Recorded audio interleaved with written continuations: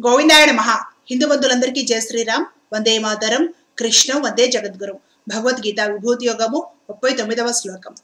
యశ్చాపి సర్వభూతానాం బీజం తదహం అర్జున న తదస్తి వినాయస్త్యాత్ మయా భూతం చరాచరం. కృష్ణ పరమాత్మ అర్జునుడితో చెప్తున్నాడు, ఓ అర్జున, సర్వ ప్రాణుల ఉత్పత్తికి కారణమైన బీజమును నేనే. నేను లేని చరాచర ప్రాణి ఏదీనూ లేదు. పరమాత్మ ఫైనల్ గా స్పష్టం చేస్తున్నారు, ఈ జగత్తులో సకల చరాచర ప్రాణులు వస్తువులు అన్నీ కూడా ఏర్పడడానికి కారణమైన బీజం ఏదైతే ఉంటుందో, అంకురం ఏదైతే ఉంటుందో, విత్తనం ఏదైతే ఉంటుందో అది నేను. ఏమండి, ఇంకెవరికైనా అనుమానాలు ఉన్నాయా? కృష్ణుడు తక్కువ దేవుడు, కృష్ణుడు కూడా మనిషే, కృష్ణుడు కంటే పైన ఇంకెవరో దేవుళ్ళు ఉన్నారు, వాళ్ళు చెప్పిస్తేనే కృష్ణుడు భగవద్గీత చెప్తున్నాడు. ఇలాంటి డౌట్స్ ఎవరైనా ఉంటే పరమాత్ముడు ఇక్కడ క్లియర్ చేసేస్తున్నాడు. అసలు ఈ సమస్త బ్రహ్మాండాలకి మూలమైన బీజం ఏదైతే ఉందో ఆ బీజము నేనే. నేనే సకల సృష్టి చేశాను, నేనే పోషిస్తున్నాను, నేనే లయం చేసుకుంటున్నాను. ఆది మధ్యాంతరహితుడని నేనే, పరబ్రహ్మము నేను. స్పష్టంగా ఆ విషయం పరమాత్ముడే చెప్తున్నాడు అర్జునుడితోటి. అర్జునుడిని నిమిత్తంగా చేసుకొని మనందరితోటి కూడా నేను లేని చరాచర ప్రాణి ఏదీనూ లేదు, నేను లేను అనేదంటూ లేదయ్యా ఈ లోకంలో ఏది కూడా. ఈ బ్రహ్మాండాలన్నిట్లో కూడా నేనే నిండి ఉన్నాను, అన్నిట్లో నేనే ఉన్నాను, అన్ని నా వల్లనే ఏర్పడుతున్నాయి, అన్ని నా వల్లనే రక్షించబడుతున్నాయి, అన్ని నాలోనే లయమైపోతున్నాయి, అంతా నేనే అని చెప్తున్నాడు. సర్వం విష్ణుమయం జగత్ అంటుంది ఉపనిషత్ వాక్యం.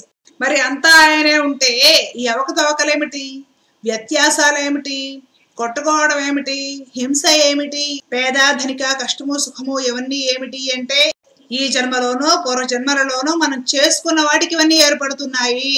దానికి భగవంతుడికి ఏ విధమైన సంబంధము లేదు. మనము చేసుకున్న వాటికి మంచో చెడో, కష్టమో సుఖమో మనం అనుభవిస్తున్నాం. ఈ అనుభవించడాలన్నీ అనుభవించాం. బ్రహ్మగారు సృష్టి చేసిన దగ్గర అనుభవించుకుంటూనే వస్తున్నామండి. ఈ హాపాలనుకుంటున్నాము, ఈ అనుభవాలు మాకు అక్కర్లేదు, పరమాత్మ కావాలి, పరమపదమే కావాలి అనుకుంటే మరప్పుడు చేయాల్సింది ఏమిటంటే సాధన మొదలు పెట్టాలి. పాల సముద్రం మథనము చేయాలి.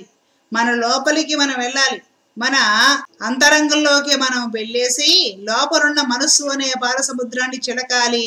నిన్ను నువ్వు అన్వేషించుకో, నీవెవరో తెలుసుకో, ఎక్కడి వచ్చావు, ఎక్కడికి చేరాలంటే నువ్వేం చెయ్యాలి, ఆలోచన చెయ్యాలి, భగవంతుడిని అన్వేషించాలి. సాధన ద్వారా పరిపక్వ స్థితికి వచ్చి ఆ పరమాత్మను పట్టుకోవాలి. పాపము పుణ్యము ఆ పరమాత్మకు సమర్పించి శరణాగతి చెయ్యాలి. పాపానికి పుణ్యానికి దేనికి కూడా నీవు కర్తగా ఉండకూడదు, పరమాత్ముడు కర్తగా ఉండాలి. నీవు ఒక నిమిత్త మాతృడిలా ఉండాలి. పాపము పుణ్యము ఏమీ నీకు అంటకుండా తామరాకు మీద నీటి బొట్టు లాంటి బ్రతికితే ఆ పరమాత్ముని మనం పొందుతాము, పునర్జన్మ లేకుండా చేసుకుంటాము.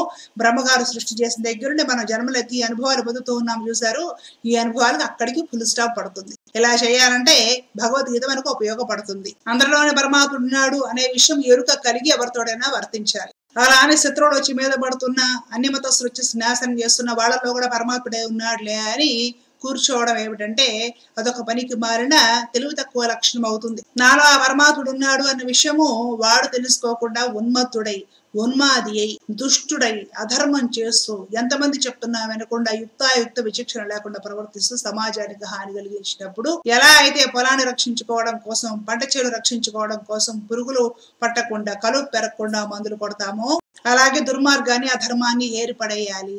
ఏది ఎప్పుడు ఎలా ఎందుకు చెయ్యాలి, ఎవరితో ఎలా ప్రవర్తించాలి, అందరిలో పరమాత్ముడే ఉన్నా కూడా క్షాత్రం ఎందుకు పాటించాలి, ఇంకొకరిని ఎందుకు దండించాలి, ఇవన్నీ కూడా భగవద్గీత మనకి దశలుగా పార్ట్లుగా నేర్పేస్తుందండి. ప్రతి శ్లోకం మనకి ధర్మము, వివేకము, విచక్షణ తట్టి లేపుతుంది మనలో వివేకాన్ని. కాబట్టి భగవద్గీత భారతీయ తత్వశాస్త్రము. సనాతన ధర్మం అంటే ఏమిటి లోతుగా మనం పరిశీలించాలి అనుకుంటే, సనాతన ధర్మం ప్రకారం ఒక హిందువుగా నిలబడాలి అనుకున్న వాళ్ళు చేతిలో వెంటనే భగవద్గీత పట్టుకోవాలి, చదవడం ఆరంభించాలి, అర్థం చేసుకోవాలి. అర్థం చేసుకున్న దాన్ని ఆచరణలో పెట్టిన వాడు వీరుడు అవుతాడు, యోగి అవుతాడు, త్యాగి అవుతాడు, మహాత్ముడు అవుతాడు, ఆ భగవంతుడికి దగ్గర వాడవుతాడు.